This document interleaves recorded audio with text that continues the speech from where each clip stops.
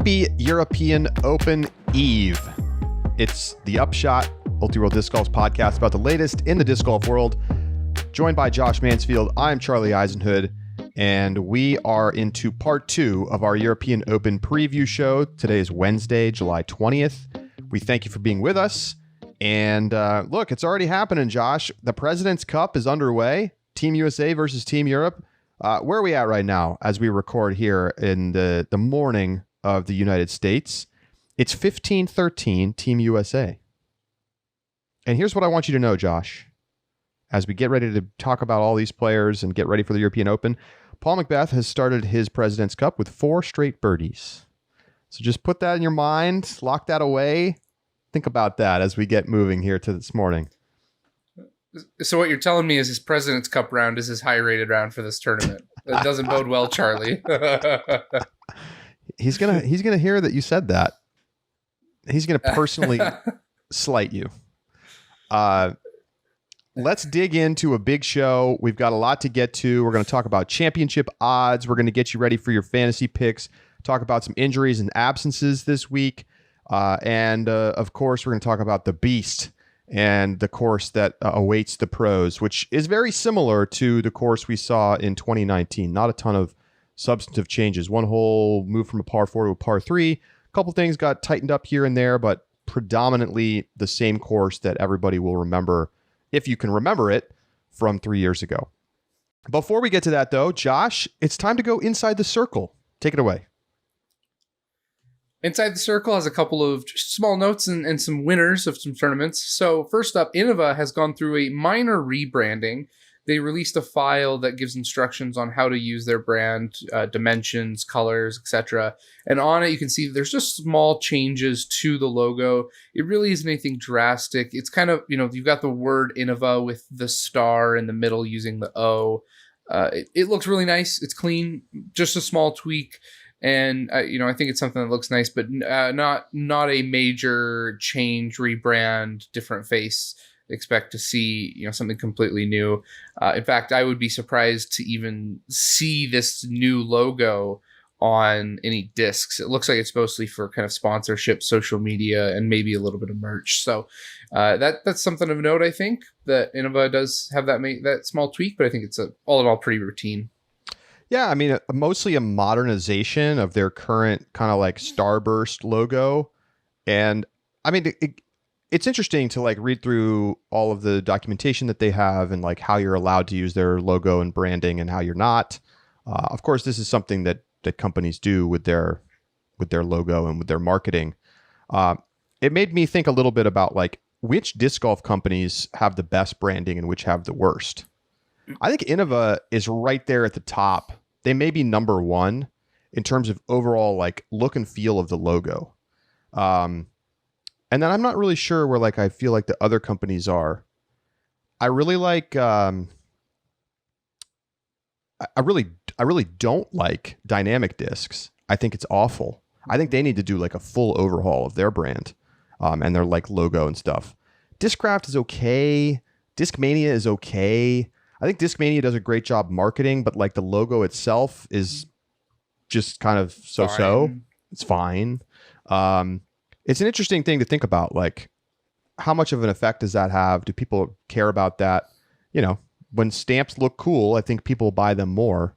So, and the other thing about that is when you go to a store and you see several box sets, especially for newer players, and that Innova one just looks sharp and clean and the most professional of the box set sitting in front of you, I think that makes a big difference. I mean, there are other forms of marketing on that, used by world champions, beginner, whatever they put on there. Sure. I think the logo does play a part.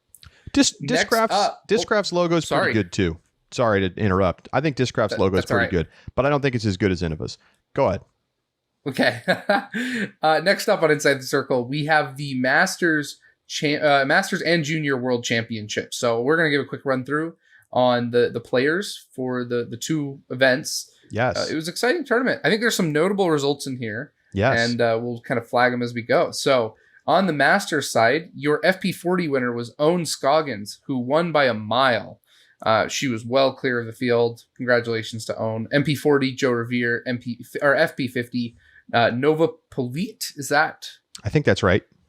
Okay, I think that's how I've heard it before. MP50, the ageless wonder, Johnny McRae. Let's takes go, it down. Johnny. The Upshot bump, baby. I love that, man. Guy comes back from a heart attack that nearly killed him and wins a Masters major. What a guy. Legend of the game. Anyway, FP50, Susan Stevens. FP50, excuse me. MP50, Mike Fortin. FP60, Pam Reinick.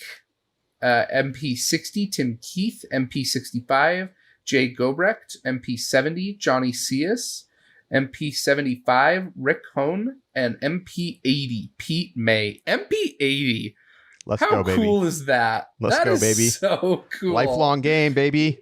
Lifelong game. And the fact that they have a division for it means there had to have been at least 2 guys in there. So I love that. Shout out to the MP80 guys, Pete and crew. That's so cool.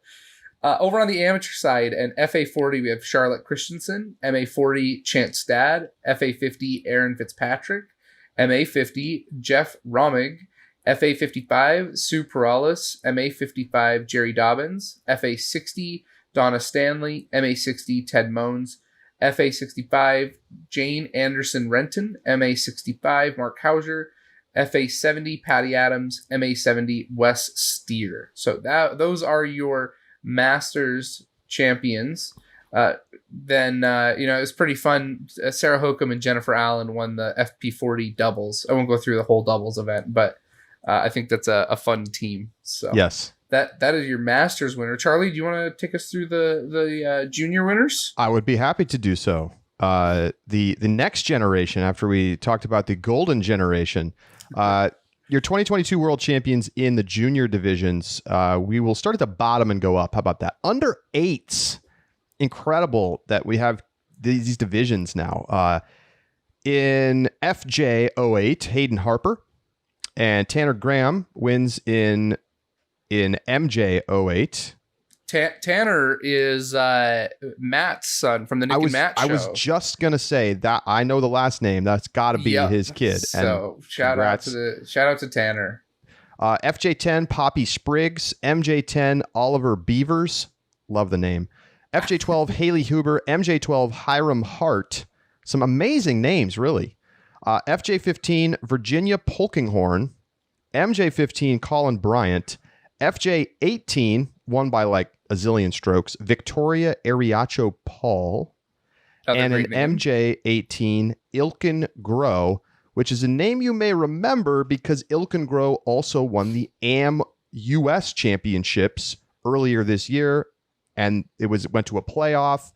So like, that's a name to watch right there. When somebody wins juniors and AMs same year, and they're averaging like 1,000 rating, which is what happened for Ilken this weekend, you keep an eye, because that's going to be a future professional player right there.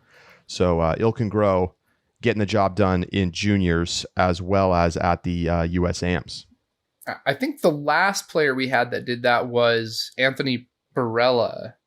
I know he did it. I don't remember if he's the last or not. I can't say if he was the last or not, but there is exactly a great point as to why you need to pay attention. Yeah. So it's more rare than I expected it to be. Well, I mean, you know, when you're 17 years old or 18 years old, sure, you might be the best at your age, but like to go win USAMs, like that's true. That's a tougher task. You're playing against 25, 30-year-olds. Okay, so that brings us to part 2 of our European Open preview. And we will begin with a discussion of the Beast and this course in Nokia, Finland, that is world-renowned for good reason. It's got a lot of what you're looking for in a great course, and particularly a great European course. There's shot shaping, there's woods, there's big bomber holes, there's great spectator viewing areas. This is Paul Macbeth's favorite course, and it's easy to understand why. He's done a lot of major winning out here, has won this event, as we mentioned yesterday, every year that they've had it since 2013. So, Josh, Tell us a little bit more about the Beast. That's right. So, Charlie, you said a little bit earlier, if you could remember back to 2019. Well, I did the work and went back and watched 2019 so that I can give you some details and fresh thoughts going in so that you kind of have an idea of what holes you can expect. Hole 1, I think, is just an amazing start-off hole for the tournament. It has the triple Mando with the incredible branding of the Discmania and the lion. That is the signature logo of the Beast. It's a putter shot, which I think for hole 1 is a little bit of a rarity. You often see hole 1s can be stretched out a little further. They want a par 4, something a little bit longer, maybe more exciting, quote unquote. But I love hole 1. It's the putter shot with a slight slope downhill that requires excellent touch through the woods. It's gorgeous. It's like you're going, into the mouth of that beast, and it looks incredible. Hole 1, in my opinion, is, of course, having all the bleachers and stands behind the hole for the tee-off gallery is just an amazing way to start off this tournament. Hole 2 is not particularly notable, but there's one thing I did want to highlight, and this was true at least in 2019, and it's something that more tournaments need to do. They have spectators nearly 25 feet off of the OB line on this hole in order to give the disc plenty of room to swing. And so it's not just, you flew out of bounds, you're out of bounds.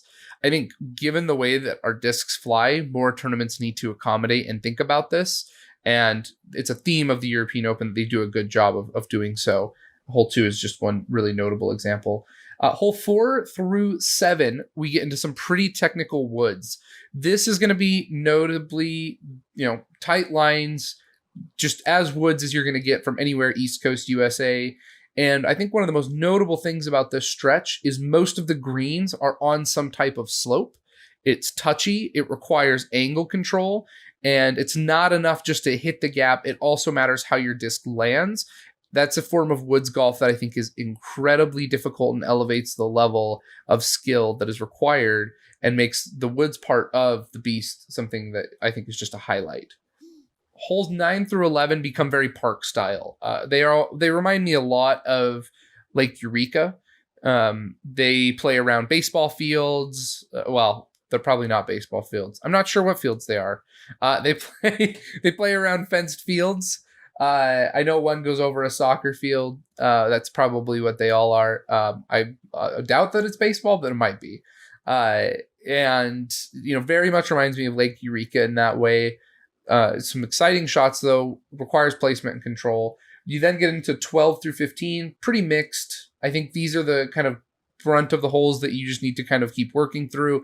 And then we get into, in my opinion, one of the best finishing set of 3 of just about any tournament. Hole 16 is my favorite hole on this course. It requires a tee shot that usually can be mid to fairway driver if you want to play a little bit straighter. Some will go distance drivers, though. Most will go distance drivers and play the hyzer line. It requires then a shot up to an island green guarded by hay bales that plays bunker, and the back end of it is much like Maple Hills hole 8, where the back end is open and slides up into the gallery, and it's concrete behind it, so if you shoot it long, it's gone. You're not going to see it. It is bunker rules. If you do not hit the island, you rethrow from where you were before. You do not advance. You do not get to get closer. I love this hole, and it is a pressure hole that defines and separates, especially near the end of the tournament. Well, and of course, Josh, hole 16 at the Beast is clearly modeled, at least in part, after hole 17 at Winthrop. And, the very punishing island green, where if you don't make the island, you're going to have to rethrow, and you can take huge numbers. This is a tried and true way to create some punishment out there on a disc golf course. So it's what we see at 16. I think the other part I really like about 16, though, is that it plays uphill for the second shot, which changes the distance gauge. 17 at Winthrop plays downhill. Hole 8 at Maple Hill plays a little bit downhill. I love that this one is uphill, though. I think that does add a little bit of variety. And it's par 4, right? So I think that both those things add a little bit of variety. you're never going to play the bunker shot from the exact same spot twice.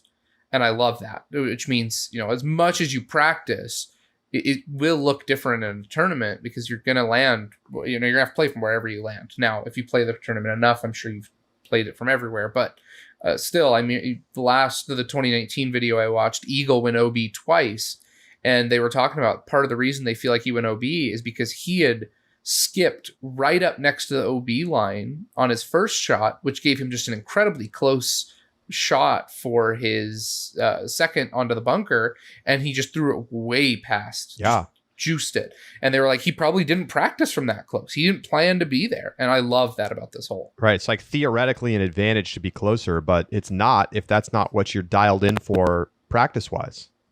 Exactly. So add some real interesting strategy, in my opinion.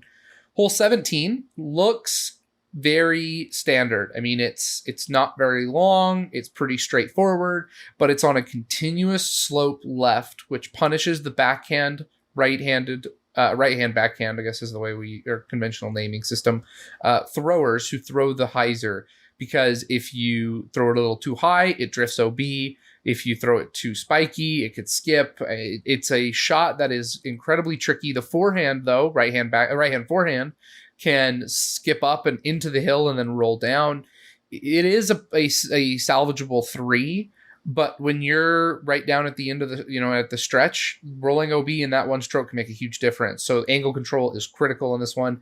And with galleries lining both sides of the fairway, there is a lot of pressure on hole 17. Even though it's straightforward, I think it adds a nice touch of difficulty, not to create a blow up hole per se, but definitely to add an extra stroke when it's tight. And how about 18, Josh? 18 is one that, Big Germ says on commentary that this would be his hole 18 on his Dream 18. This hole is, I think, one of the best hole 18s. And as we've seen the trend to more interesting and punishing hole 18s to add some drama at the end, I think this one has stood true for a long time as being an incredibly interesting and compelling hole 18. The first shot is a pretty far drive that goes straight and downhill a little ways. You're playing to a corner where then you have, it's kind of almost a Z shape, where you play the downhill shot and then goes to the right and gives you a little bit of a hook up to the green. That's marked to your first shot because there are a lot of small pine trees that you can end up pinched behind that will really limit your accessibility to the green on a hole for the 18th hole. I'll come back to that because I actually want to ask you a question about this, Charlie. But you have OB lining, the fairway the entire way. You then have the approach to the green where the basket is up on hay bales, trees behind that can pinch you off and have OB. You have OB close tight on the left if your hyzer drifts just a little bit too far. Several players skipped OB in the round that I was watching, and it's on the elevated basket, staring at a big crowd with gallery with OB behind it. There is also, though, a scoreboard that is enormous just off of the OB on hole 18 that makes it just looks incredible. I know golf has a scoreboard like that. It's an incredible view and a gorgeous hole 18 that I think really delivers and a lot of spectators really like. My question for you, Charlie, and the one thing that I am kind of undecided about, you can throw a perfect drive and still get stuck behind one of those tiny little pine trees. It is a little bit of a luck, and you can argue that maybe if you think about like hole 18 at Worlds, for example, there are gaps that you can hit off the tee pad, but there's an inherent level of luck when the trees are 350 feet away, whether or not it's going to sneak through. My question for you, Charlie, is do you feel like a quote-unquote luck, and maybe people will contend with my analysis that that's a little bit lucky, but it feels a little lucky. Do you think luck based on a hole 18 is good because it can increase the drama, or do you think at that point it's just unfairly punishing? I think that there's a fine balance to be found. I look, I think I've mentioned this before. I'm a huge fan of backgammon. It's one of the games on my shelf. I play a lot. I've gotten very into it over the last couple of years, and it's not chess. Okay. There's a lot of luck. Dice is a big part of the game, and managing the bounces is a big part of the game. Knowing when to double the stakes, when to to not accept somebody who wants to double the stakes is a big part of the game. And I think that having luck as a part of disc golf is naturally going to be there. Sometimes you clip the tree and it bounces you into the fairway. Sometimes you clip the tree and it bounces you out into the deep woods. And that's natural no matter how you design a hole. Obviously, there's a sliding scale of how much luck is involved. But look, for the top professionals, I think luck is less of a factor than we might all want to sit and believe. Like, you're probably right that at the 18th at the Fort for Worlds last year, that there was some luck because you've got these trees really far away. But how often do we see the top players hitting those trees? Like, it wasn't very often. I think there's more skill. It's not like the gap was, 10 feet wide. I mean, it was like pretty wide gaps, very hittable gaps, even at that distance for the best players. Now, you and me, we're going to go out there. We're just going to throw it hard. We're going to say, hopefully I don't hit the tree. I mean, hell, I do that with gaps 20 feet off the tee sometimes. And I think, so I guess you could make a hole that I would say is too lucky. Like, I do not like holes that feel like Plinko. I've always hated them, especially on the Pro Tour.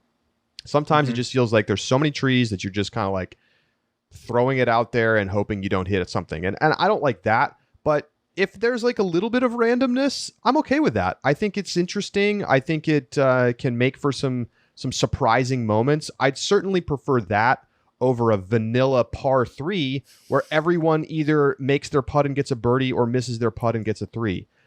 So I'm okay with some randomness, but just not too much. I think hole 18 at the Beast does balance that. It just is interesting to see a tournament that, going into a major really, that is a major, have a hole 18 that really does just have these randomly placed trees right in the landing zone pocket where you have to go. I like it though. Every time I've seen it played, I think it's interesting, and it means that you can have 2-3 stroke swings on hole 18, and I know players probably hate that, right? If they are 2 strokes up going into hole 18, they would like to know they can play it safe and have it be done with. I want every hole 18 to be a birdie or eagleable hole that also can deliver some bogeys and double bogeys even to top players. I wish every hole 18 was like that. Well, let's talk a little bit now about some of the injuries and absences, because it's a big story this week, like it or not. And so, first of all, you have a lot of U.S. players who are not making the trip over. If we look at FPO, you really only have a couple players who are even making the trip at all. Paige Pierce, Katrina Allen, both who have won this tournament multiple times over the last 5 years. They're the only players to win it since 2011. And then you've also got Kona Panis, Deanne Carey, and Kat Murch. That's it. That's the extent of the American players coming to play European Open this year. And then from the European side, you have most of the top names, but Kristen Tatar will not be playing as she is rehabbing an elbow injury that has only gotten worse over the last few weeks. And I'm glad she's decided to shut it down and take the time she needs to recover. So it's a pretty thin field in FPO, Josh. And when we talk championship odds, I think that will be reflected. Yeah, I really feel like Evelina has to get that putter together, or it's just the Paige and Kat show this weekend. And I really, really, really hope that both of them step up, because if Paige lays an egg, for example, and Katrina just goes to a victory, I'm going to be so upset. Do not sleep on Henna. We will get to that when we make picks and do our championship odds. All right. So that's basically it for FPO. I mean, I don't really know what there's to say. Like, the top rated player in the world, Kristen Tatar, not playing.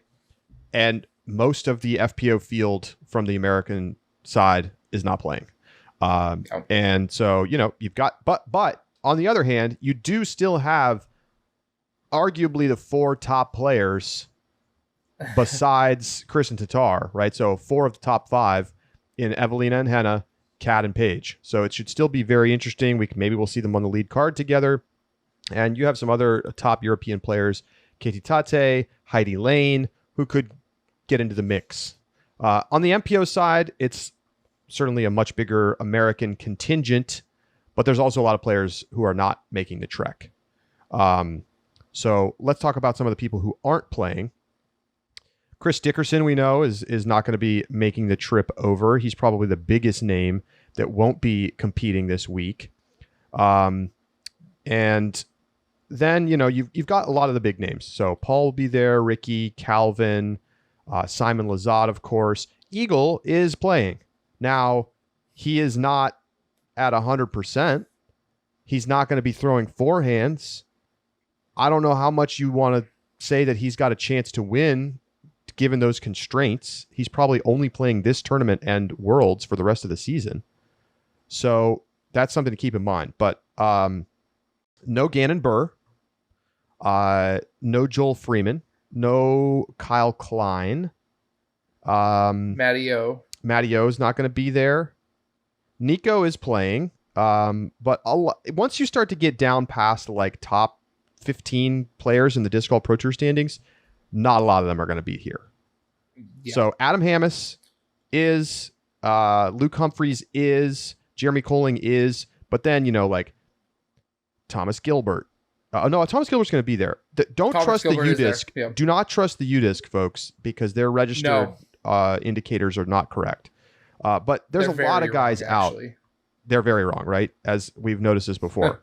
But it thins out a lot after you get outside that top grouping.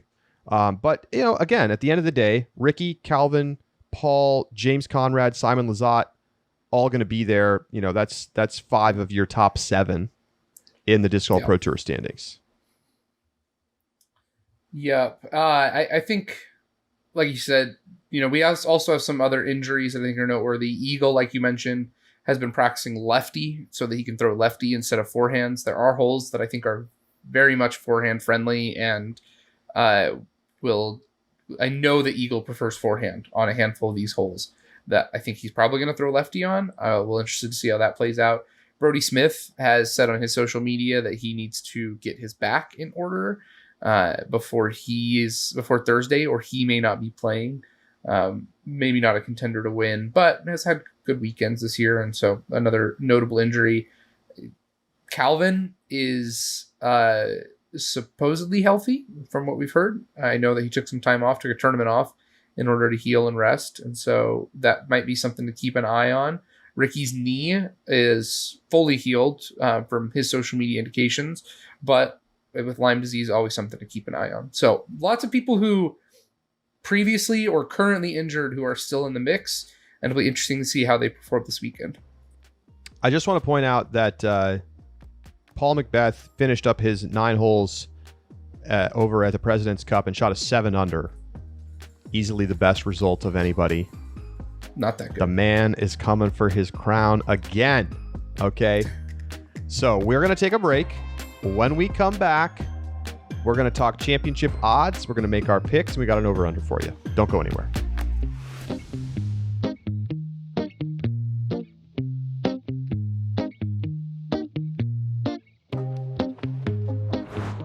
The Upshot is presented by Pound Disc Golf, makers of the best bags in the sport. Well, if you're looking for the biggest and baddest pound bag that there is, go check out the fresh Octohall colorways on the website, including neon green, purple, Cryptek Raid, and Typhon hulls. You can get 18 to 20 discs in the main compartment, 4 to 5 putters up top, and additionally 4 to 6 discs in each hull pocket. Plenty of space for all of your things, snacks, water bottles, etc. And it's really just about how you like to build your bag. So get yourself a deluxe Octohull today at pounddiscgolf.com.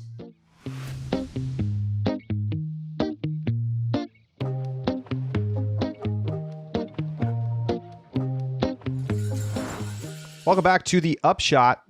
It's time to dive into some championship odds. And why don't we begin in FPO? Thinner field. Pretty clear who the favorites are going to be, Josh. And I'm going to throw some numbers out at you, and we can talk a little bit about these players and their chances to win. Let's begin with the favorite. And I don't think you can go anywhere except Paige Pierce. she's coming off of winning this in 2019, and she's won it twice in the last 4 iterations. And I've got her at plus 175 to win this weekend. That means for those of you who are maybe new to betting odds, bet $100 on Paige, and if she wins, you win $175. So plus 175, and obviously you get your $100 back. So you'd get $275 back after putting in the 100. So thoughts on Paige here? I think the things that I really like in terms of advantage for her, obviously, very highly rated player, but it's a really long course for FPO. It's, up over, I think it's around 9,000 feet for FPO layout. I'm going to double check that. But to me, that's like an automatic. You got to think about Paige. And there's not a lot of other big throwers in the field besides Kat and Evelina. Do you trust them to putt well enough to beat Paige? That's really the question that you're going to have to ask yourself. Well, when you're setting odds, I think even players who are streaky like Paige, they're still going to find favor in historic performance. Odds makers are going to play that safe. I think the 175 is a good number, right at where Paige would be, because even if you have doubts or questions about Paige's performances, I think she's done enough to quell those personally as of late. But regardless, I think that her performance here in the past, as well as her performance at majors, demonstrates, and especially without Kristen Tatar here, that she's got to be the favorite if you were looking to make odds for the players on FPO. So who do you put in second, Josh? I think second place has to be Katrina. Since 2013, it's either been Paige or Katrina who've won this tournament. I don't put Katrina too far behind. As you mentioned, distance is a big part, which Katrina has. And Katrina's putter has been pretty good this season. It's by no means exceptional, but it's definitely something we haven't talked about as much. Maybe it's overshadowed by Evelina, who we'll get to. But I think Katrina has been playing better, seemed more confident with her putter. I probably have her odds around the 250 mark.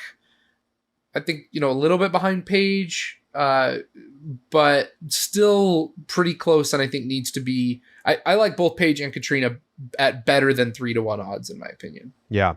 So then I go to Evelina plus 500.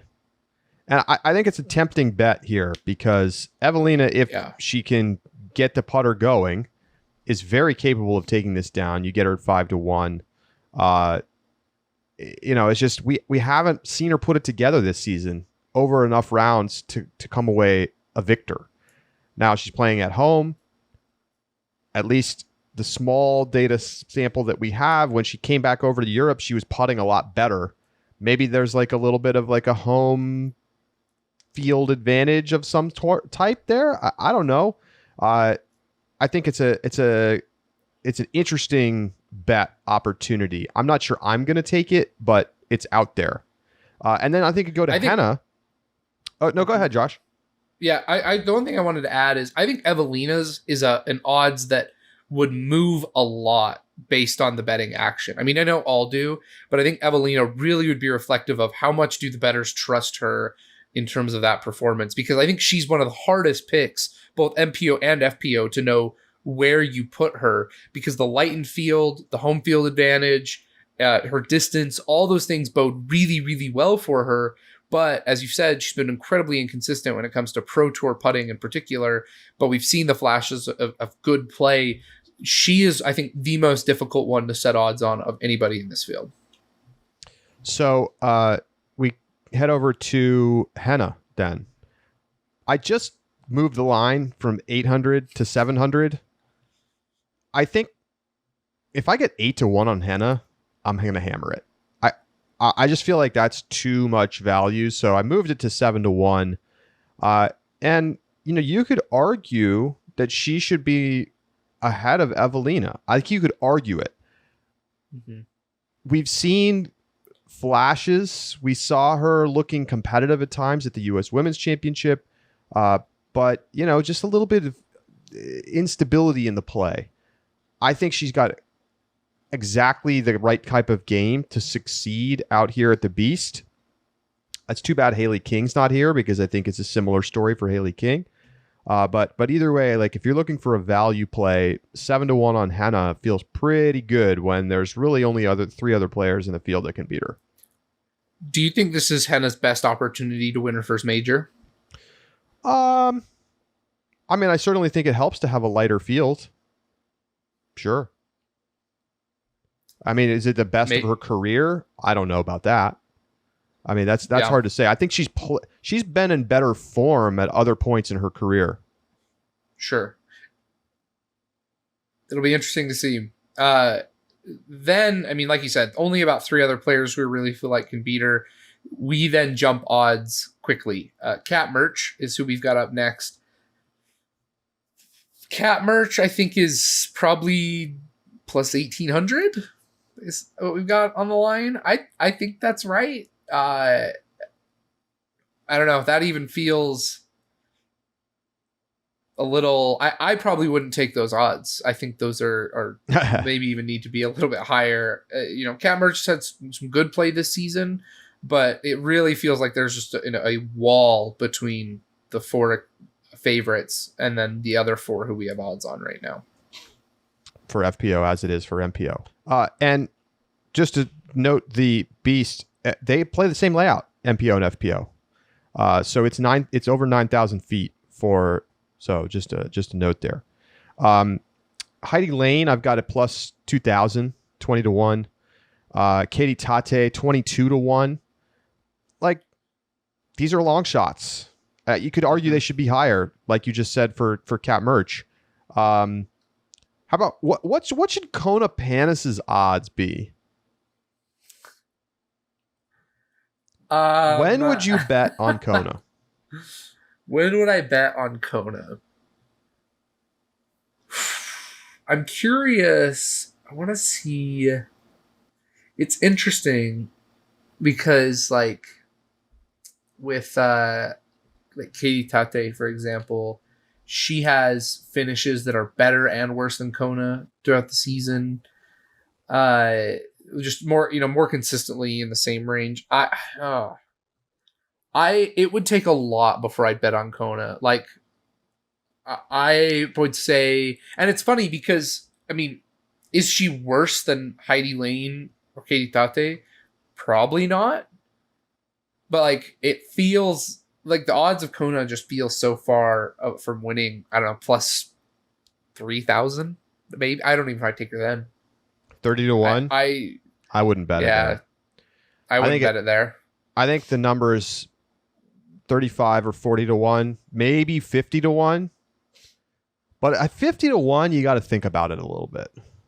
I probably would. 2% chance of winning, sure. Like, she could have a great putting weekend. It's not out of the question, and she's got the distance to be able to be competitive out here. Yeah, but I mean, we just haven't seen her scratching the surface of a win. So maybe she's just like unbettable right now. Yeah, and maybe you could say the same thing about some of the European women, but Panis just feels like an imploded bottle rocket right now that I just can't take. All right, well, let's move over to MPO. Your odds-on favorite per the Upshot Sportsbook is Ricky Wysocki at plus 300. 3-1 on Rick. Should he be the favorite, Josh? Yeah, I think so. He's had the most consistent season of a lot of our top players. I think his injury woes among some of those top players have been the least in the back of my mind. I've still got question marks on Calvin, Eagle, and he's been more consistent than Paul. I don't see anybody else who could really challenge Rick to be our favorite right now. There are people who are close, but I think Rick is the favorite pretty definitively. As your in the second spot, I've got Paul. I've got Paul at plus 400. And I think if you had these lines up for real and people were betting them, I think you could end up seeing Paul end up as the favorite. It's like the Tiger effect. Like, bettors are still hammering Tiger Woods to unreasonable levels, even when he's like a shell of himself. He just missed the cut at the Open. Like, but people just want to bet on Tiger. People want to bet on Paul. And I don't necessarily think that they're wrong. Like, Paul at 4-1 does not feel like a bad bet. Not on this course, not with this history, not with him going out and shooting 7 under at President's Cup. Mm-hmm. Like, the dude could go out here and shred. And we could be all sitting here going, well, I guess Paul's back. You know, I think you're right about. I love the 4-1 odds. I think that's perfect right now. And Paul, this if there's any tournament that Paul's going to show up at, it's this one. So I think, like you said, I think you could see a lot of action on Paul that would move his line. How far do you think Paul's line moves in a real world? Right. I agree. This is a good opening line. I can't see it getting much below plus 200 probably. That's what I thought. I mean, I wouldn't bet him at 2-1. Like, I wouldn't either. No matter how good you think he is and with the history and everything, like, it would be a foolish bet to not be getting at least like 2.5x. I think. But I mean, 4-1 feels like a fair number to me. Maybe it sits there. Yeah. Let's move on. Simon.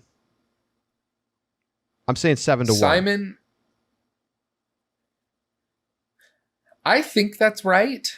The hard part to take into account here is Simon's incredible season thus far, and some of his Pro Tour victories. I think that makes Simon 7-1 may even be a value. I would probably take. Well, granted, I already took the European at 5-1, so I would definitely take Simon at 7-1 odds.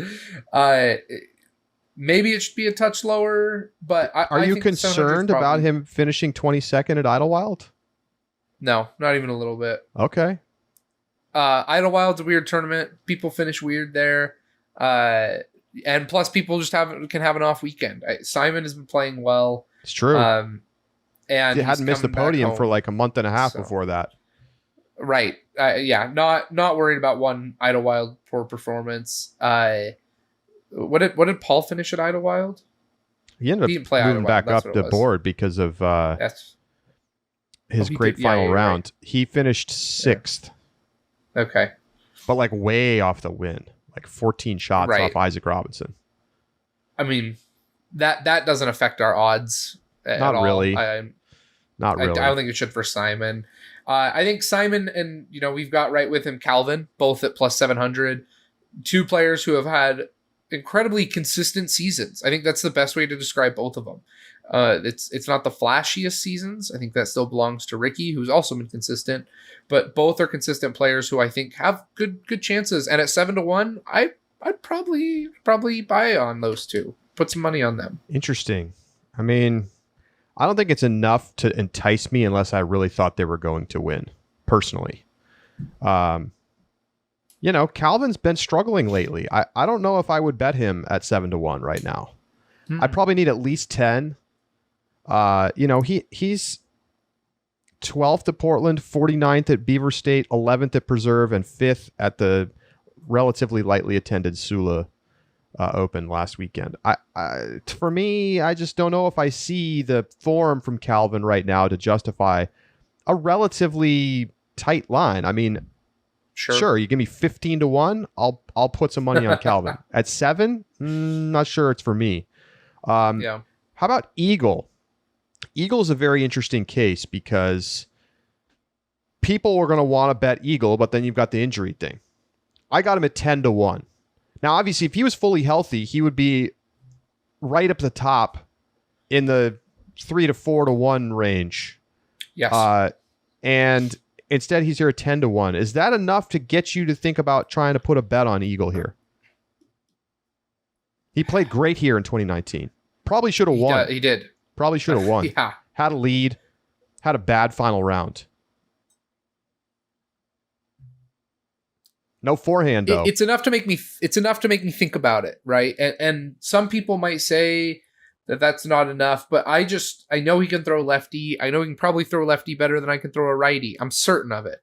But I think when the pressure is on, even if he's in contention in final round, do you bank on him to hit a lefty shot when he'd prefer to go forehand? That changes his game plan.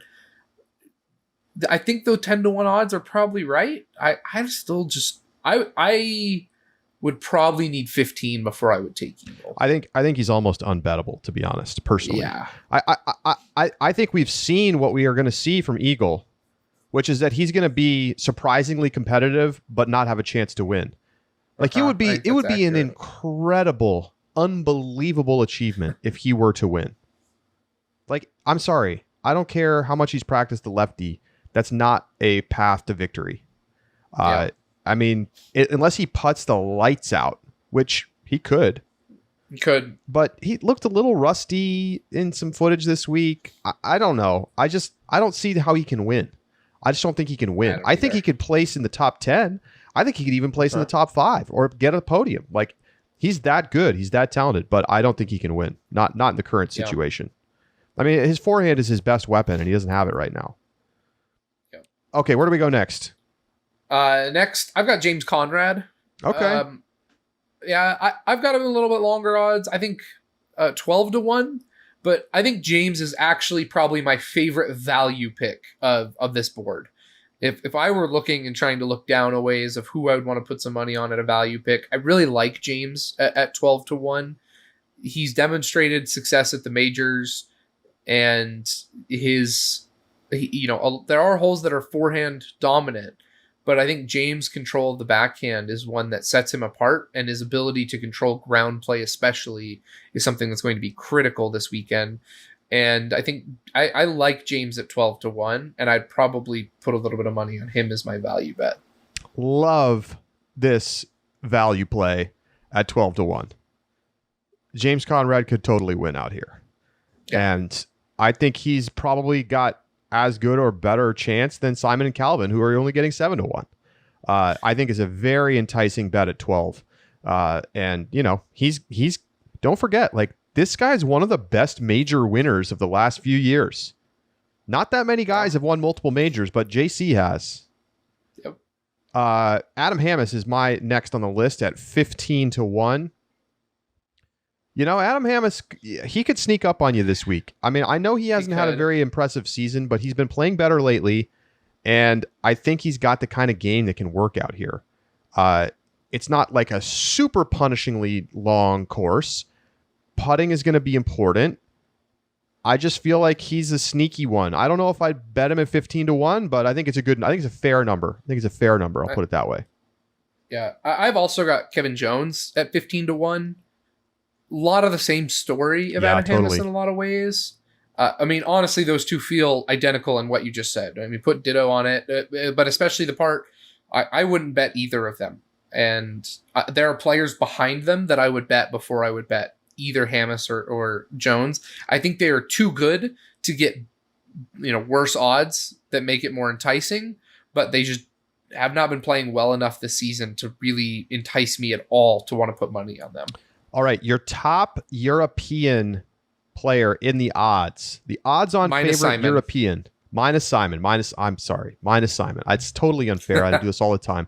Simon clearly the top side in Europe, but yes. For the players who live in Europe, I'm going with Albert Tom.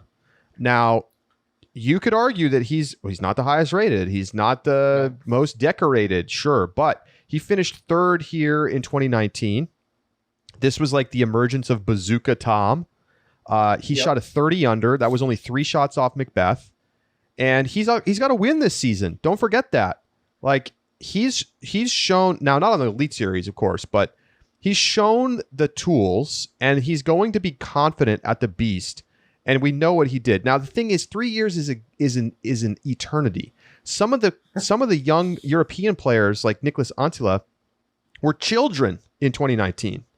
And they still played pretty good at this tournament. So it's very possible that they could be the better ones. But I think odds-wise, you got to go with Albert Tom next. I've got him at 18-1 plus 1,800. I think if you think a European can pull it off, putting some money on some of these guys at big fat numbers is pretty enticing. Yeah, it absolutely is. And I like these numbers better than I like the Hammes Jones bet. But I've got next up Nicholas Antila. Sure. Like you said, child 3 years ago, is playing well back on his home turf. And I've got him at plus 2,000, so 20-1. I like that line a lot for him. I really think that he could pop up and surprise us and play really, really well this weekend. And so that's I think another good value pick. Greg Barsby. I'll lay that number at plus 2,000. He's played here well in the past. Coming off the win. I think that needle putting by is Sula. Circle 2 putting is on en fuego right now. I don't hate it. Yeah. I don't think I'm going to bet it, but I don't hate it. I think rounding out then our odds, I've got Linus Carlson and Lowry Lettinen both at plus 2,200. They're let's be frank, they're on the board because we're at the Beast. Because we're in Finland. I think you'd be hard pressed to find them on the board. I don't know if they would even be even close to these odds if we were talking USDGC. I mean, they are in Europe. I think it makes it a wild card, but put $10 down and see what happens. It'd be a nice payday if you won, right? So there's your championship odds as we get ready for this weekend. Again, dominance from Paul, Paige, and Katrina. Nobody else has won this tournament besides Paul, Paige, and Katrina since 2011. Okay? Think about that. Can Europe show up and take it away from the Americans? Well, that's why we play the game. It's time for our picks. Josh, take it away. All right. I think I'm going to start in FPO. Third place, I have Katrina Allen. It's hard to argue with the distance throwers at this one, and I know Henna throws really far, but you have your top four. You got to leave one off. I'm leaving off Henna. I have Katrina Allen then in my third place. I think that she is going to have a couple slow rounds and is going to have to work back up into third. That's what I'm expecting to happen from Katrina Allen. And I think that it's going to be just as far enough away that she's not going to be able to challenge for the win. Second place, I've got Paige Pierce.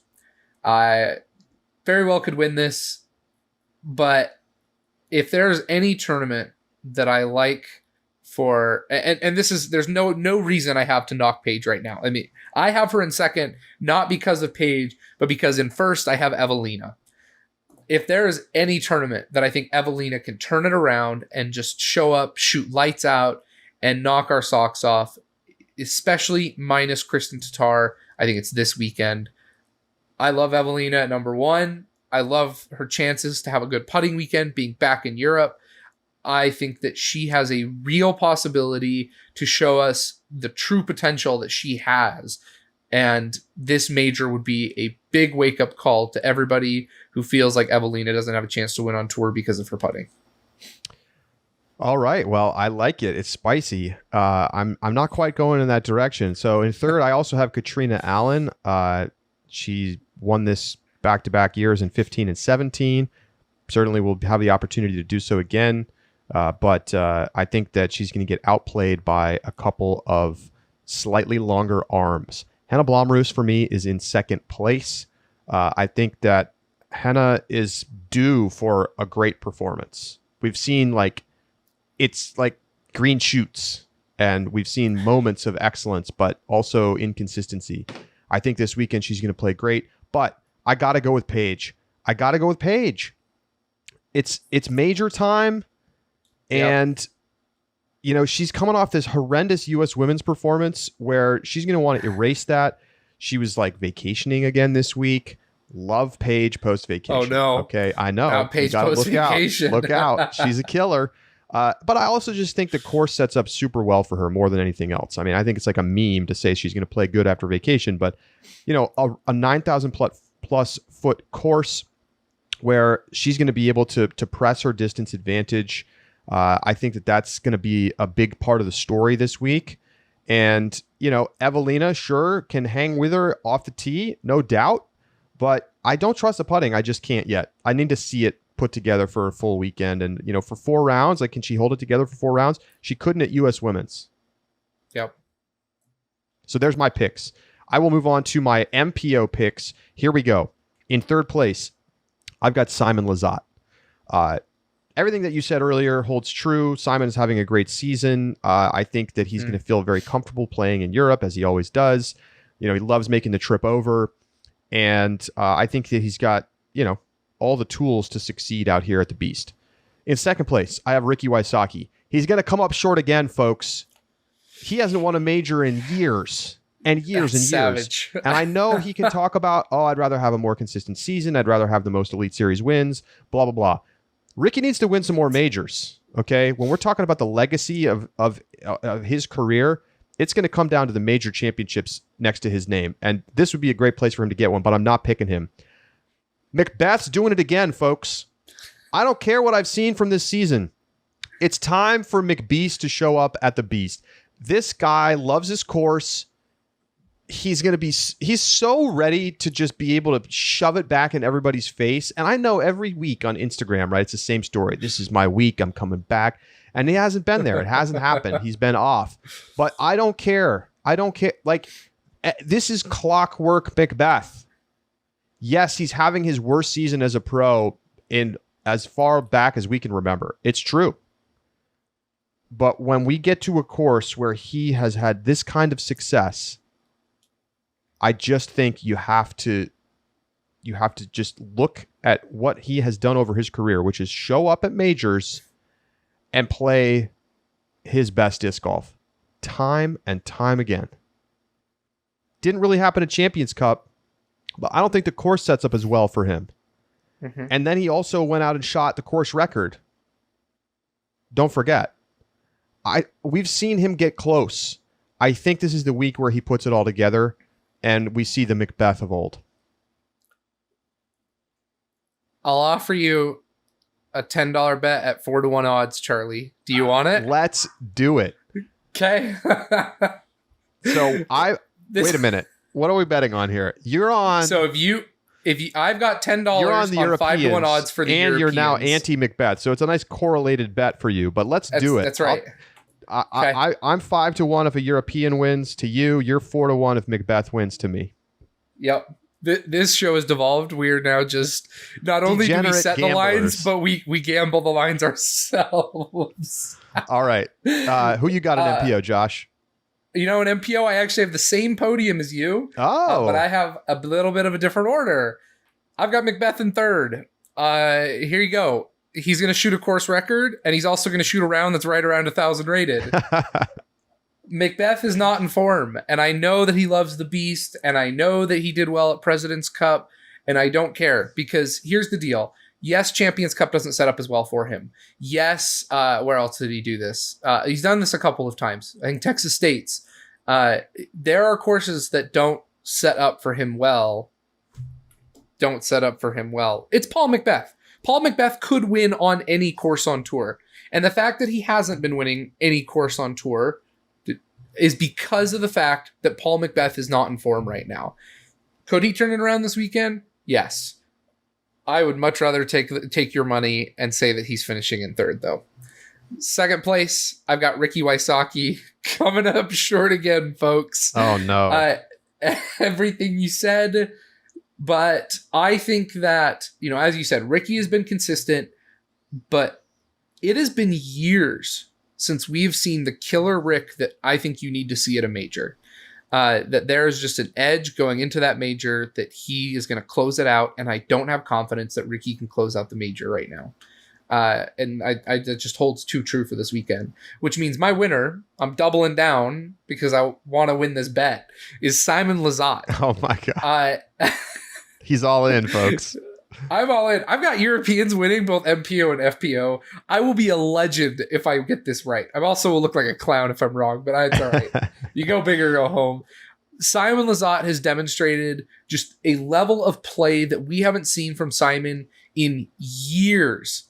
And I think that was he still really good in 2019, or had he started did he start kind of falling off at that point? I think in my memory, he had started to struggle a little bit more at that point. That's what I think too. So at that point, it has been 5 years since we've seen top performance Simon at the Beast. No clue. I mean, it is a fresh slate for him. I know he's played well here in the past. I know he's had struggles here in the past. I think Simon Lizotte is just an excellent pick this weekend, given the consistency of his season and the ability that he has had to close out some big tournaments. I think that Simon Lizotte's got it this weekend. I'm picking him to win. Ricky Wysocki is one of the all-time great disc golfers, but it's been more than 5 years since he's won a major. Last win was 2017 June Worlds. Crazy. Yeah. All right. So Charlie. Yes. I've got an over-under for you. Let's do it.